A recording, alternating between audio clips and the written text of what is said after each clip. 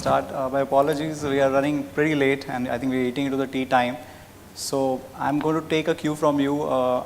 The session is supposed to be of half an hour, but would you like us to curtail it a bit?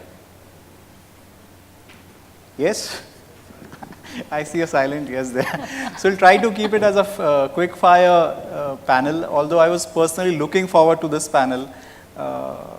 Last 12 years we've been just talking investments and finance, and last 5 years it's just been startups and cryptos and everything else. So luxury is something which for us guys from finance, I think, I know, I mean, we of course see it all around, we discuss it, and you know, it's a part of our work and it's a part of our life. But it would be very, very interesting for us, me as well as the audience here, to understand luxury from your perspectives. Both of you terrific, accomplished professionals doing such good work in this space. Personally, I mean, what I've always understood about luxury is India and luxury did not ever really go hand in hand. I mean, Indians historically have always been a community which has been shy of displaying wealth. It's just changing. I'm sure it's changing, and changing big time over the last 10 years with all your next generation guys, well educated all across the world, coming back and, you know, coming back and expecting the same kind of services and products in India. Every single report that is coming out on Indian wealth or HNIs is talking about the number of HNIs going up big time. India going to be the second or third biggest economy, going to have most number of millionaires and billionaires, etc. So I believe there's going to be a huge, huge market for luxury products and services. So to quickly move into this discussion, let's start off with a quick introduction of each one of you, and you know, and what exactly your organizations are doing. So can we start with you, Mishti? Yeah, sure. So Quintessentially actually is a UK-based lifestyle luxury service brand. They originally started with a very high-end membership-based concierge service, which was completely membership-based, and they would provide, I mean, we as Quintessentially in India also today, we provide full end-to-end solutions for the lifestyle of the uber rich. So whether, when I say lifestyle solutions, it's about all kinds of extremely, I would say high-end travel with experiences, so very experiential travel. It is a lot of access into things which are not easy to access. So today, for example, people want to dine at the most, fabulous restaurants across the world. They want to propose at, the most fabulous places. So we've actually managed to apparently shut down the Sydney Harbour Bridge, so because one of the members wanted to propose on top of that. So it is all about access, creating experiences for the uber rich. With that, there are a lot of other service verticals that Quintessentially has globally. In India, we brought in just three of them. We brought in the concierge service, we brought in the travel service, and we've brought in the event service. So these services were launched around 2010. For the last 8 years, we have a great base of really high-end members who are, who have been with us for the last 8-9 years. It's been quite a journey because when we launched, we thought that the response actually will not be as great as the response that we got, because we didn't realize that the market was actually ready. Of course, there is a lot of evolution that's happening since then, and we will talk about it in our discussion. But India around that time was really ready to get a service which was providing them experiences rather than just possessing luxury. So that was something which was, at the heart of it. So that's what we do. We create all kinds of experiences for a very high-end customer. So is it a subscription-based model? Yes, it is a membership-based model. Okay. It's a membership-based model. Membership starts at 3 lakhs a year actually, and it goes up to 25 lakhs a year. There are various, reasons for that. There are various benefits that cut across these segments, and that's how we. Interesting. Sapna, how about you? So I head the membership, marketing and alliances teams of the Indus Club, which is a private members business and lifestyle club for CXOs, MDs, board members and successful business owners. The flagship is located in BKC and we have tie-ups with leading private members clubs across the world. So whether it's clubs in London, whether it's clubs in Singapore, LA, Brussels, Dubai, etc. And membership, the club is for members only, and membership is restricted to the community that I spoke about. So it's all about offering this collective of newsmakers and leaders a set of physical and tangible benefits and services, as well as experiences and privileges that they won't have access to elsewhere. And incidentally, this is the first private members business and lifestyle club in India, but globally this concept is very, very well established. So a city like London has as many as 100 of these. Really? So I've been part of the founding team, and it's been quite exciting seeing the brand and the business grow from pure concept to it being recently labeled as the most admired and aspired to club in Mumbai by the Economic Times. So it's been quite an interesting journey. How long has it been since It's inception? the club opened in April 2017. Okay, so it's very I've new. been with the brand a little longer, Okay, but yeah, we're a little over a year old. super. And have you been with the founding team as well? Yes, for Quintessentially? we were, yeah, I was part of the founding team in India Okay. 8 years back. Okay. So it's been, 8 years back, quite long. a journey. And today, so Quintessentially is actually a virtual, it's not a brick and mortar club. The whole idea is about servicing people virtually, globally. Right. So we have 73 offices across the world. And you're able to provide, so we call it a global service Sure. with a local bent Right. of mind. The Right. whole idea, because locally you are so strong that you're Right. able to give a member a fantastic, a global member, but a very local experience, so that's the... So we were just discussing before our session about how the trends in luxury are changing from flashy or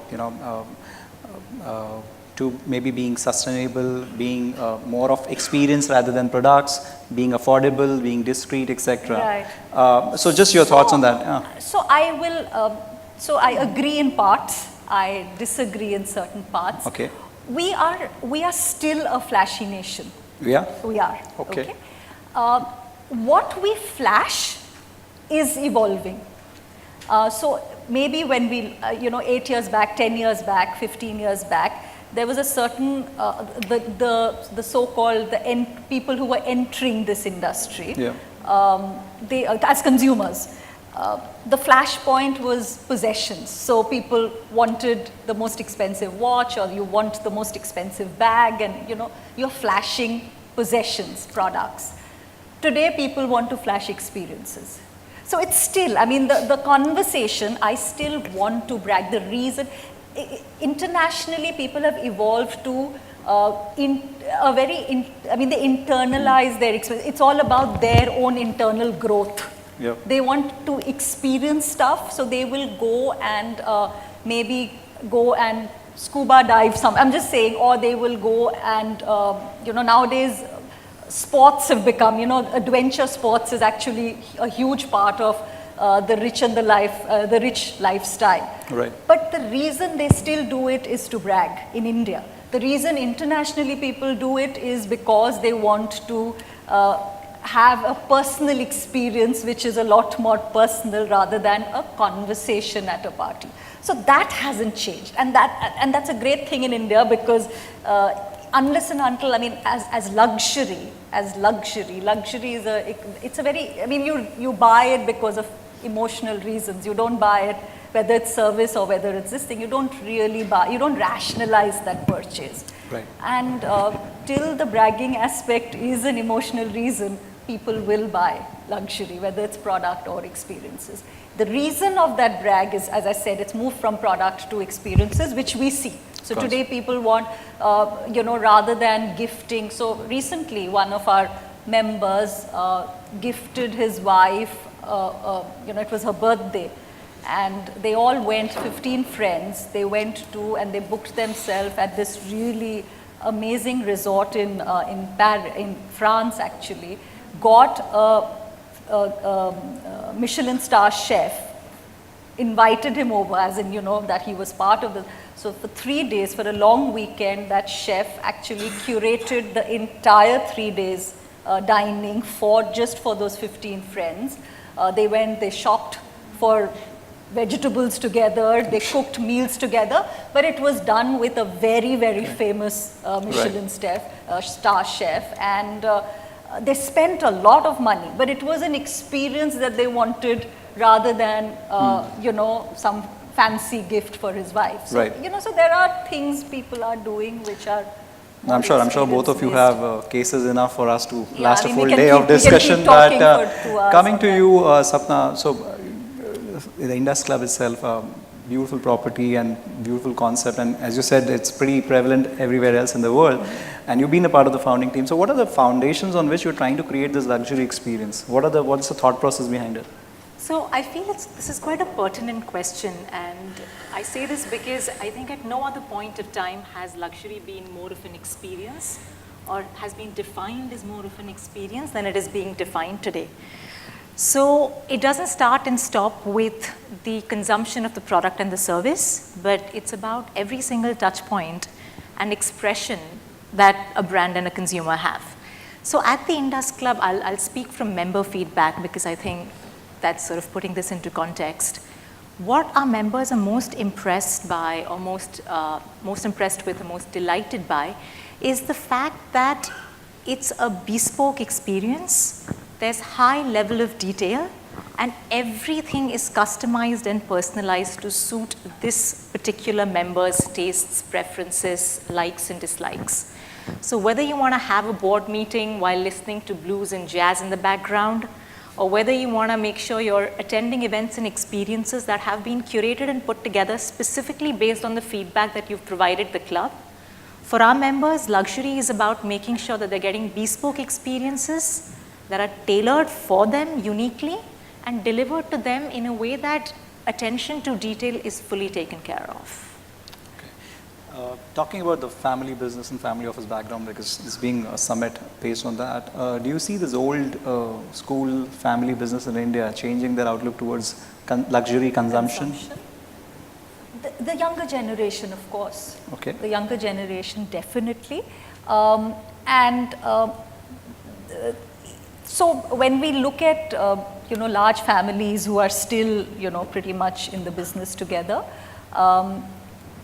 the younger generation is trying to bring about the change. Of course, he has to, we've seen this as experience many a times. He has to battle his father who doesn't understand why do you need a service where you're paying 10 lakhs a year and it's just a service. Yeah. Things like attention to detail, things like, the experiences, things like, these are still alien to the older generation, but slowly things are evolving.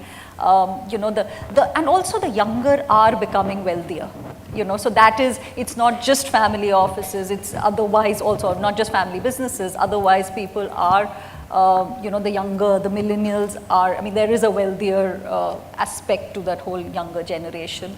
So definitely that is changing. And another thing, I think because of the younger generation coming into the fold and, an average age of, as a lot of the automobile companies report, that the average age of their entry-level luxury cars are, less than 40.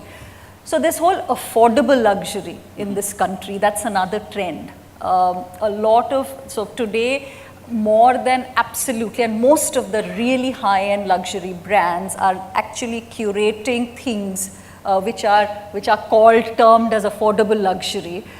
To cater to this younger market, because we all know that India compared to China is a much younger country from a demographics perspective. Right. So that for a lot of the luxury brands is becoming a more lucrative aspect or a more lucrative business opportunity, because it's younger and the younger are getting wealthier.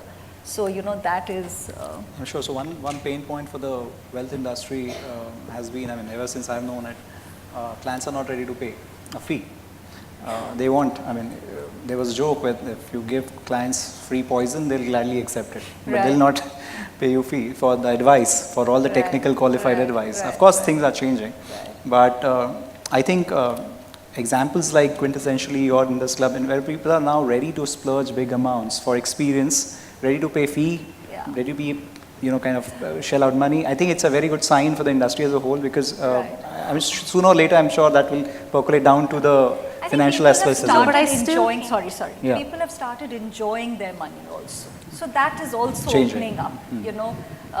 It's not just about the earning, they are. And also another thing, there is some amount of, so I see this with the younger generation, the guys who are now coming into, you know, maybe second generation, third generation money, but they're coming, you know, coming onto their own.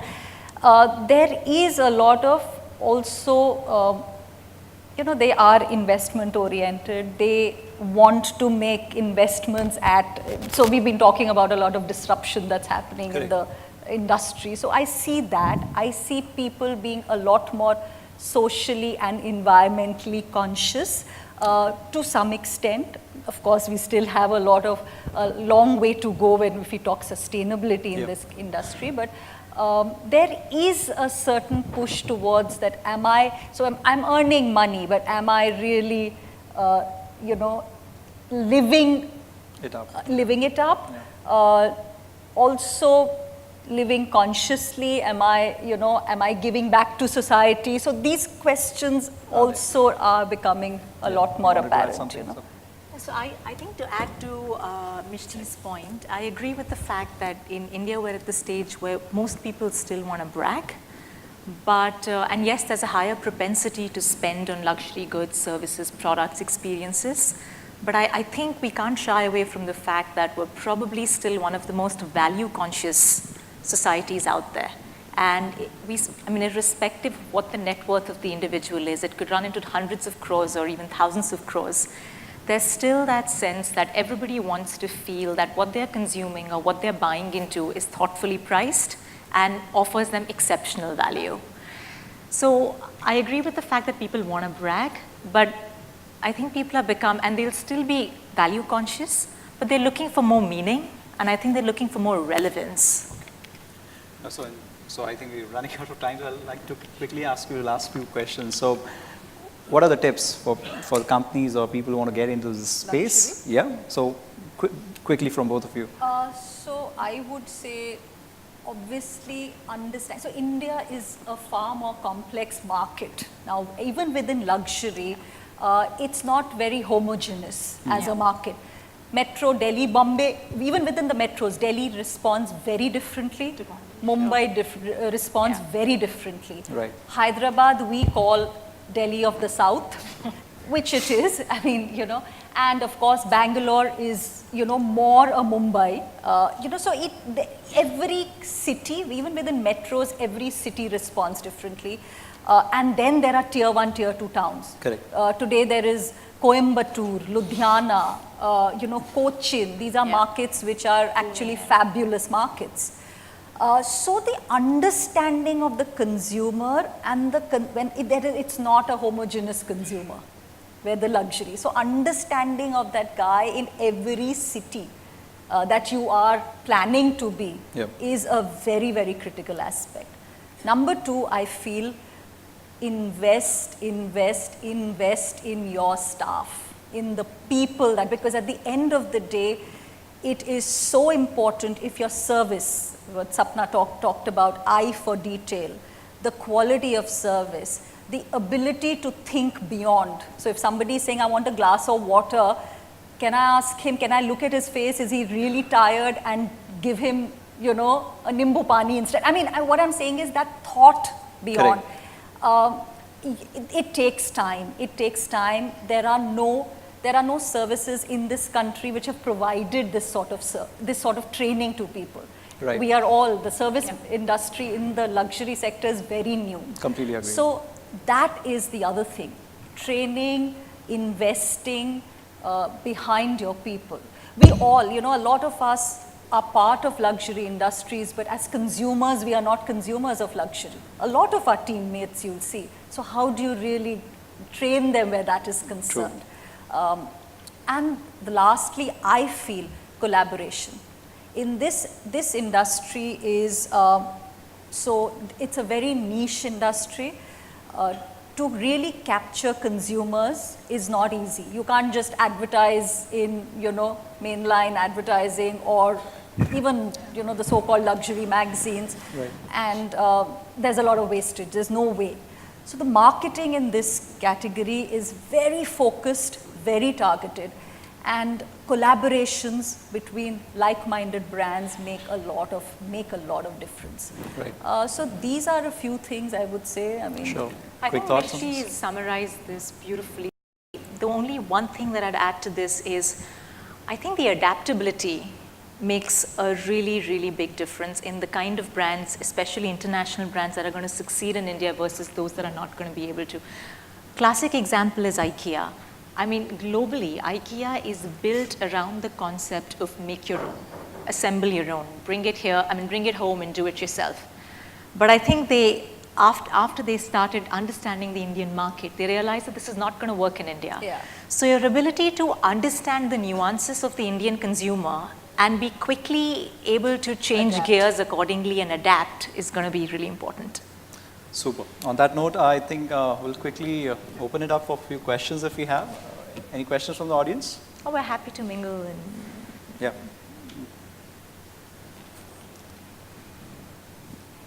I question to either of you panel members. Sir, Ram here. What is your take on artisanal luxury? And where do you find artisanal luxury in the world of bespoke and customized procurement or experienced approach?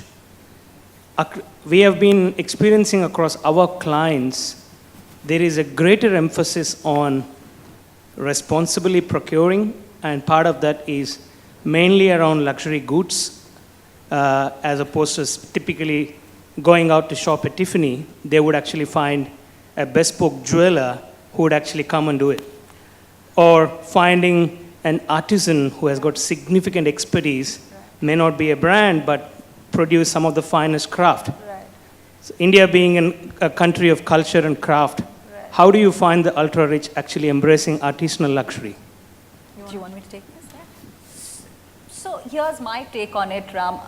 India, traditionally, Indian luxury was extremely artisanal. When, the so-called the Maharajas and the Zamindars and the, people, I'm talking about maybe 50 years back, 60 years back, the richest of families had family jewelers. They didn't go to Tiffany's. So they had family jewelers who curated stuff. They had, they had the most beautiful weavers who wove the most gorgeous saris for them. Or, guys who wove the most beautiful tush shawls for them, or pashmina shawls.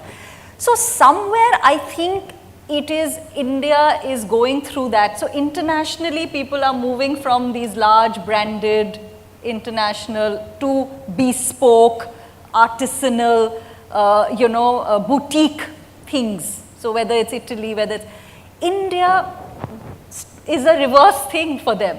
So it was from extremely boutique, artisanal, craftsmen who came and did things. Money suddenly got them international exposure. And suddenly that international exposure got them exposed to, Tiffany's and to, various, to the Ferragamos, to the Cartiers, to, and to the Hermes of the world. So for them, suddenly money, if they needed to show their money, they needed to be internationally accepted, and therefore these brands. But slowly I find, even within the slightly more evolved luxury consumer, and that evolution is happening, people who are appreciating experiences more than products, slowly they are going back to, it's a smaller number that I see, but that evolution has started in India. So which is actually in India, it is going back to where we started, So there definitely a move. But it's internationally, it is at a different level now. Yeah. So I think we'll just, if you have any questions, we'll just wind up this session here. Can you, okay. Just take it quickly. Hi, quick question. So my name is Amit. We heard about focus marketing and adaptability from you. Could you give an example when you're reaching out to Ultra HNI, particularly from financial product manufacturing side? We have these quant-based products, exotic products. What should we think when we are talking about focus marketing and adaptability for them? I'm not sure if they could even hear the question properly. You couldn't? Sorry, they couldn't hear the question properly. Okay. I'll repeat that. So you're, just to understand, you're saying what kind of focused marketing should we do for high-end financial products? Yes. Is that what you're saying? So, so I won't really, I don't come from the financial service industry as such, other than some bit of experience, but I think the consumer is the same. So if you're selling to this extremely high-end guy, whether you're selling a 10 lakh quintessentially membership or, your whatever, financial service product, we have seen that so understanding, and this is the way we sell. We actually go into, and we have very individual, we know it's a finite set of people that you really want to go and sell a product like this. And somewhere you do have that list of that finite set. There are ample, so initially there is a lot of, so we curate events, we attend events, we curate very, very high-end events. And then the whole idea is that you get under that person's skin, you understand him so well that you literally, you have to woo the person. The person's not going to be paying. So in our language, if we know that somebody is very fond of cigars, for example, we have gone to the length of, just surprising him with the most beautiful cigar collection, which is not so easily available even globally. So these are things which provide, we have the ability to access something for you, which is extremely relevant for you, and which is an experience that you would which you would love. So internationally, for example, one of our salespeople in London was following up with an elite prospect for many months, and that gentleman just didn't get time he said he was so busy at work that he couldn't give him time for a particular meeting. This guy found out that he enjoys flying. So actually bought so many hours of flying time, and gifted it to him, and the gentleman was so, so completely taken up and delighted that he bought the membership. So I'm saying there are various ways, but the idea is to really go, understand that particular person so beautifully, and like the way Sapna said, that even the sell has to be extremely bespoke. The sell cannot be generalized and general to, all the rich or all your entire target audience. Got it. Thanks. That's a beautiful point, actually. You need to understand what the client is, even the client is not sure about also, what he's looking for. Sometimes you don't even have to use, so it can be a completely different category that you're using to enter. So you're selling financial services, but you suddenly get to know that this gentleman, and in my team, they say we stalk our prospects. Correct. Now, I shouldn't be using that word here, but we literally stalk, and to understand what that person really enjoys doing. Absolutely. So that's terrific. On that beautiful note, I think we'll have to end this so session. much. I'm so sorry, running out of time, but would have loved to continue maybe during the next events. Yes. Thank you so much. Thank you.